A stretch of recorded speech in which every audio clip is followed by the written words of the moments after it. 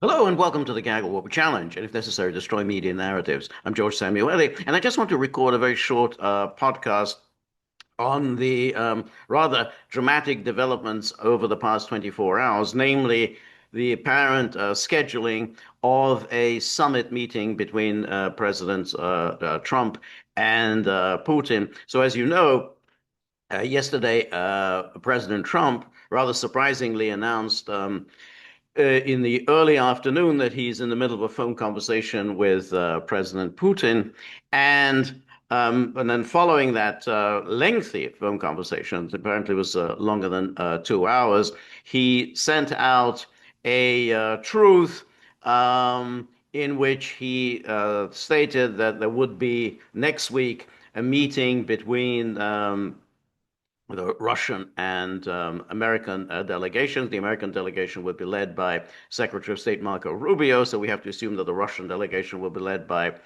Russian Foreign Minister Sergei Lavrov. And then soon afterwards, there would be a summit meeting between President Putin and President Trump, probably in Budapest, Hungary. So, what was a couple of things that were really striking about this announcement? First of all, the timing, which was some 24 hours before the visit of Ukraine President Zelensky. So, as we know, and as the media have been very excitedly reporting for weeks now, that President Trump is on the brink of making a momentous decision.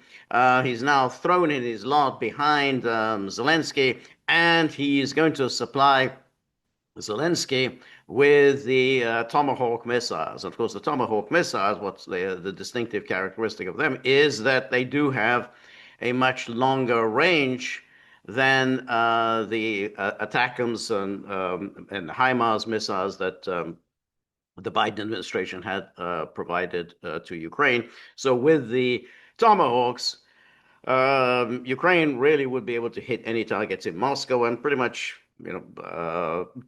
any targets deep inside the Russian Federation. So there was a lot of excitement, as I say, in anticipation of this, and this was somehow going to um, transform the situation in Ukraine's favor. And so while it's true that there were some skeptical voices, even in mainstream media, as to how much the battlefield lines could change as a result of the Tomahawks, the real reason for transferring these missiles isn't so much to alter the battlefield situation, but in order to escalate, and that's really been the goal of the NATO powers, really now for 3.5 years, and particularly during the past 9 months during the Trump presidency, which the European powers have been concerned that Trump might want to end the American involvement, and they've, on the contrary, been trying to push him into escalating the American involvement. And so they were hoping that with this transfer of the Tomahawks, which obviously isn't going to make a huge amount of difference, they will nonetheless, once these Tomahawks have been shown to be a dud, that will lead to further American escalation. And they would also cause demoralization in Russia, in that pretty much now any targets inside Russia are fair game, and that the United States and NATO can just at will hit any targets at all inside Russia, while Russia, of course, doesn't hit any targets outside of Ukraine. And so this asymmetry would obviously be redound very much to Russia's disadvantage. And so that was that's why there was the excitement that this would inflict a great humiliation on Russia. It would also signal that Trump is now firmly committed on behalf of Ukraine, and they would therefore be ready to take the next step. So Trump, who had given indications that he's thinking about transferring the Tomahawks, he's tempted to do so. He said he's very disappointed in his good friend Vladimir, that he hasn't brought this war to an end. Said that he's definitely going to think about it and discuss this with Zelensky. He never said actually that he was going to do it. He just said he was going to discuss this. So this was the topic of the conversation for the upcoming visit, and then Trump surprised everyone by putting in this call to Putin, and by all accounts, from Trump's side and then from the Kremlin side, this call was quite cordial. And if we can look at the the message that was sent out by Trump here, where he's talks the usual about, had a telephone conversation with Vladimir Putin, very productive, and then how President Putin congratulated me and the United States on the great accomplishment of peace in the Middle East, something that he said had been dreamed of for centuries. And then said, I actually believe that the success in the Middle East will help in our negotiation in attaining an end to the war with Russia. Ukraine. President Putin thanked the First Lady Melania for her involvement with children, was very appreciative, and said that this will continue. We also spent a great deal of time talking about trade between Russia and the United States when the war with Ukraine is over. At the conclusion of the call, we agreed that there will be a meeting of our high-level advisors next week. The United States initial meetings will be led by Secretary of State Marco Rubio, and then the meeting location is to be determined. President Putin and I will then meet in an agreed-upon location, Budapest, Hungary, to see if we can bring this inglorious war between Russia and Ukraine to an end. President Zelensky and I will be meeting tomorrow in the Oval Office, where we will discuss my conversation with President Putin and much more. I believe great progress was made with today's telephone conversation. So this is a upbeat account, and that's par for the course with Trump. He's always upbeat about everything. He was upbeat about the upcoming summit in Anchorage, Alaska, even though it didn't really lead to anything very much. And then the Russians also, this is Viktor Orban, who declared that the planned meeting between the American and Russian presidents is great news for the peace-loving people of the world. We are ready. And of course, for Orban, this is a huge boost for him and a vindication for his policy. He has tried to act as a mediator between Russia and the United States. He had good relations with Trump. He has good relations with Putin.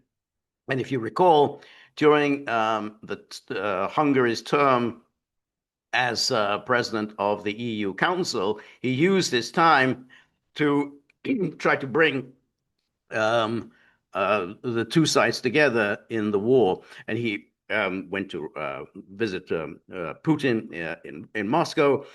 He went to visit Zelensky in Kiev. He even went to see Xi Jinping in Beijing. And he went to see Trump he was in Mar-a-Lago at the time. So this is for him, a deserved boost. It hugely raises the profile of Hungary in the world, and of course raises his international profile because he'll be front and center, welcoming all the delegations, talking with with world leaders, and so that's great for him. And he has carved out a distinctive foreign policy of his own. So he didn't go along with the EU NATO consensus, and so it's very much a deserved credit to him. Anyway, the Kremlin then issued its own account, which was not dissimilar to Trump's. It says, our president began the conversation by congratulating Donald Trump on the success of his efforts to normalize the situation in the Gaza Strip.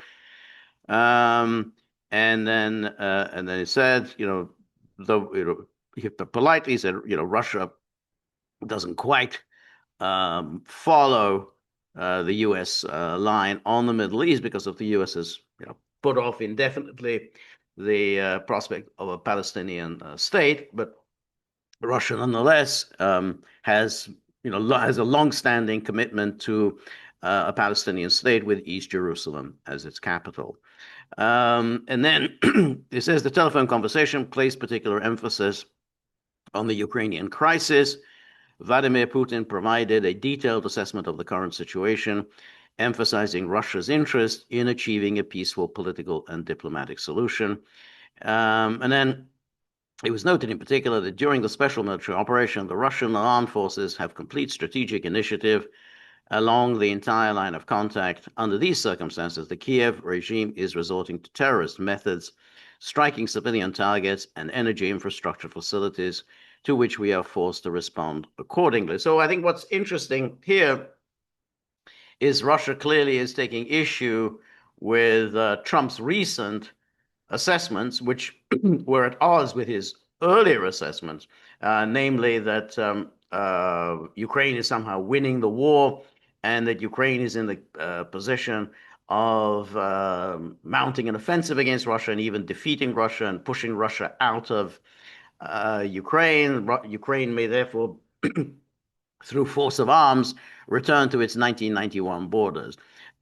Whether Trump really believed that is very much up in the air. But nonetheless, I think Trump was doing that to needle Putin first of all, by referring to Russia as a paper tiger, but also suggesting that Russia could lose militarily to Ukraine, so country about a quarter of its size. So, that's why I think Russia made this emphasis that we have complete strategic initiative over Ukraine. And then, as Donald Trump repeatedly emphasized the need for a swift peace in Ukraine. And so the idea that the Russian-Ukrainian conflict has proven the most difficult to resolve in all of the U.S. president's peacemaking efforts was evident in his statements throughout the conversation. And of course, he mentioned his success in resolving 8 other regional conflicts. And then, of course, the Russians, noted how Trump likes to talk about the enormous trading benefits that could come. So it says it is characteristic that one of the main theses of the American president boiled down to the fact that the end of the conflict in Ukraine would open up he emphasized colossal prospects for the development of economic cooperation between the United States and Russia. And this is obviously something that, Trump naturally is a businessman, is always someone who talks up huge economic potential and business deals and so on. I think Russia, has, particularly since the advent of Donald Trump, has talked about the great possibilities of Russian-American trade, Russian-American business. So they're happy to go along with that. And Russia does prize the possibility of an improvement in Russian-American relations and all the potentialities that could flow from such an improvement. And then here's I think the kicker, where it says the issue of possible supplies of long-range Tomahawk cruise missiles to Ukraine was also raised. Vladimir Putin reiterated his assertion that the Tomahawks would not change the situation on the battlefield, but would cause significant damage to relations between our countries, not to mention the prospects for a peaceful settlement. And then against this backdrop, it's noteworthy that the president discussed the possibility of holding another in-person meeting. This is truly a very important point. It was agreed that representatives of the 2 countries will immediately begin preparing for a summit, which could be held, for example, in Budapest. So here you can see the Russians are a little more tentative as to the location of the summit. However, there was today a phone conversation between Putin and Orban. So it does look as if everyone is, penciling in Budapest as the location for the summit. Now, the question then arises: well, what happens first of all, with the meeting in Zelensky, and then what's likely to happen um, in the foreign ministers meeting, followed by the president's meeting. So I think Trump really wasn't very enthusiastic about the idea of delivering Tomahawk missiles to Ukraine. I think he sees this as dangerous. He sees this as escalatory. He sees it as locking him in to a lengthy war with Russia. So all prospects of any improvement of relations between the United States and Russia would then go out of the window, and it would end in a kind of a failed presidency, as you know, as far as this conflict that he had set such hopes for settling. Remember, he was going to do it in 24 hours, and then once he goes down that path of delivering the tomahawks, and who knows where that's going to lead, then essentially he's almost on a warlike footing with Russia, and that would be almost irreversible. So he didn't want to do it, and he was clear in his comments yesterday following the phone conversation with Zelensky that he had definitely cooled on the idea of delivering these Tomahawk missiles. So let's just take a listen what he said. And here it is.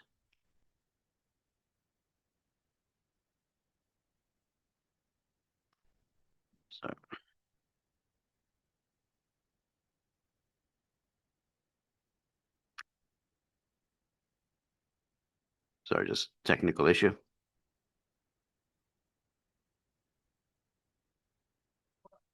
What do you think he's going to say? Please sell Tomahawks? You think he's going to say, please sell those Tomahawks? I really appreciate it. I did actually say, would you mind if I gave a couple of thousand Tomahawks to your opposition? I did say that to him. I said it just that way. He didn't like the idea. All right. So clearly he's saying there, I mean, that he's definitely going off the idea. And then he further said these are very dangerous weapons. They're offensive, and they're quite nasty. And he definitely does not think it's a great idea. And you could see here there's a pattern with Trump. So throughout these 9 months, he's often talked in a very aggressive, very belligerent manner how he's tired of Vladimir. He's disappointed in his friend Vladimir, and he's not going to put up with it for much longer. He's going to do all sorts of nasty things to Russia. But in fact, he hasn't done it. He's more or less continued with the Biden policy. He is providing arms and intelligence, targeting intelligence to Ukraine, just as the Biden administration was doing. But he's avoided the more provocative actions that the Biden was engaged in, such as the ATACMS, whereas the Tomahawk would be, a couple of steps above even what Biden was prepared to do, because the Tomahawks issue had come up under the Biden administration, and Biden had said no to the Tomahawk. So if he goes down there, then he would actually have gone beyond Biden. So he hasn't, he's clearly definitely going off that idea. And then the issue of the sanctions, he's talked a great deal about he's going to impose these secondary sanctions. Remember, Lindsey Graham has talked about the 500% tariffs that would be imposed on India and China and other importers of Russian oil and gas. And Trump at various times has said, yeah, I'm down for that, but basically that legislation has lain dormant. Trump hasn't done that. So you can see here that Trump really does not want to go down this path. Now, what Trump would like to do, I mean, he wants this war to end, but he would, I think, prefer it if Russia could just end this war itself. If Russia could just simply once and for all finish off Ukraine in the way that Russia is supposed to do. Russia is much bigger, much stronger, much more powerful, huge manpower resources, huge military industrial potential. Just do whatever it takes to bring this war to an end, whether it's a decapitation strike and take out Zelensky, take out the Ukraine leadership, whatever it takes, because once it's done, it's done. NATO can holler and bluster and threaten, but ultimately, NATO would have to sit on its hands because it hasn't done anything so far. And if Trump would say, "Look, I'm not happy with this, but there it is. The war's over. Now's the time to settle." So that's kind of what Trump is suggesting to Putin. Get it done and over with. And if that happens, then after a period of anger and whatever, life can get back to normal. The alternative, if the war drags on for another 3, 6, 9 months, year, 2 years, 3 years, then it's going to be difficult for the United States not to escalate. It'll be difficult for the United States not to raise the stakes and not to get more deeply involved in the war, which Trump doesn't want to do. But the pressure on him would be so great, the pressure coming from within his own deep state, within his own national security establishment, and the pressure from the European NATO partners, and of course the pressure from Ukraine. So he just find it very difficult to withstand all these demands for U.S. Escalation. So he would prefer it if Russia could just get this war finished with, and then he doesn't really have to do anything. So that's I think the message that he's giving to Putin. So that's one possibility. Now the other possibility is whether Trump would be willing in Budapest to essentially embrace the Russian concept of a settlement in Ukraine. We only have the rough outlines of what the Russian concept is. We know what they proposed and what was close to being agreed on in the spring of 2022. Which would be obviously the demilitarization of Ukraine outside of NATO, no NATO for Ukraine, but some kind of security guarantees. There would be security guarantees for Ukraine, not NATO security guarantees, because that's obviously unacceptable, and not NATO by any other words, but if we could put in an international force, an international peacekeeping force, maybe some NATO powers might be a part of that international peacekeeping force, but it would be international. So there'd be Chinese presence, maybe presence from Qatar, from whatever. I mean, it's just you could put together something that would be a genuinely international multinational force, maybe under the auspices of the United Nations, so that it wouldn't be a NATO security guarantee, which of course is NATO membership in all but name. So that was what the Russians were thinking about in Istanbul in the spring of 2022. And of course, the whole point of such a security guarantee would be that there would have to be a consensus on whether Ukrainian sovereignty would be violated. So we couldn't have NATO using security guarantees as a way of launching a war against Russia by simply claiming, oh, Russia has violated Ukrainian sovereignty, therefore we are now at war with Russia according to the terms of the agreement. So he said, no, we can't have that. There has to be a consensus among all of the guarantor powers that a violation of sovereignty has happened, because otherwise, basically, we're back to square one. We're back to NATO security guarantees, which means NATO membership in all but name. So that's something that the Russians have been proposing. Now, what happened after Anchorage was, I think that Trump was rolled, and it was obvious that he would be rolled because Zelensky was due to arrive in Washington 2 days after the Anchorage meeting. And then, of course, Zelensky arrived with all his NATO minders.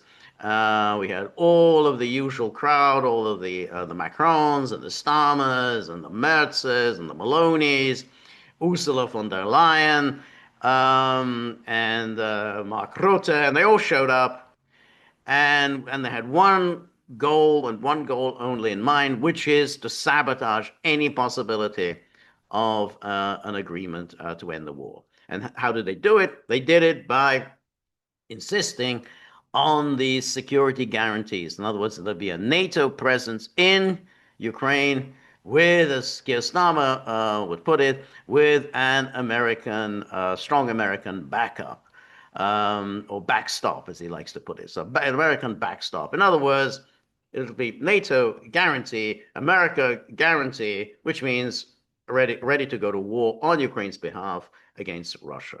And they knew perfectly well that this would be unacceptable to Russia, and therefore that would vitiate any possibility of an agreement. So if this summit takes place, you can be assured that the NATO partners of the United States will try to pull exactly the same stunt as they did before. They would do that, make sure that's it. We want these security guarantees, and so that's where Trump would need to avoid. So we have to see whether Trump has learned his lessons from Anchorage, and essentially realize he cannot do the same thing again. He cannot bring in the Starmers and the Macrons and the Merzes, because they have no interest in peace. They don't want a peaceful settlement. They lie. They're always lying when they say they want a peaceful settlement. That's not what they're. They mean, oh, let's escalate, because that's going to bring Putin to the negotiating table. That's a policy that hasn't worked. They know perfectly well it hasn't worked. They know perfectly well it can't work and it won't work. But nonetheless, they keep harping on that, and they dress it up with this fancy talk about, oh, we're only interested in peace. They're going to do the same thing to Trump, either immediately before or immediately afterwards, but of course, or both, this meeting in Budapest. So Trump has to avoid all of that, and he has to then think in terms of internationalizing the situation in Ukraine. In some ways, to do what he has done in the Middle East, where he's brought in other powers. In other words, he's got away from the sterile, hopeless process of Israel and the Palestinians, because there Israel just gets its way automatically. Israel is just so much stronger. So here, what he would need to do is to internationalize it, start thinking in terms of an international peacekeeping presence under UN auspices that can be seen to be guaranteeing Ukrainian security without threatening Russian security. So that's something I think Putin would accept. So if he can go there, and since he's obviously seen that in Gaza there is a way forward if you internationalize the conflict, so that could be a way of doing it in Budapest. So to try to understand Russia's position, get away from the whole nonsense of NATO security guarantees. That's just a dead end and won't get anywhere. So then that would be a possibility.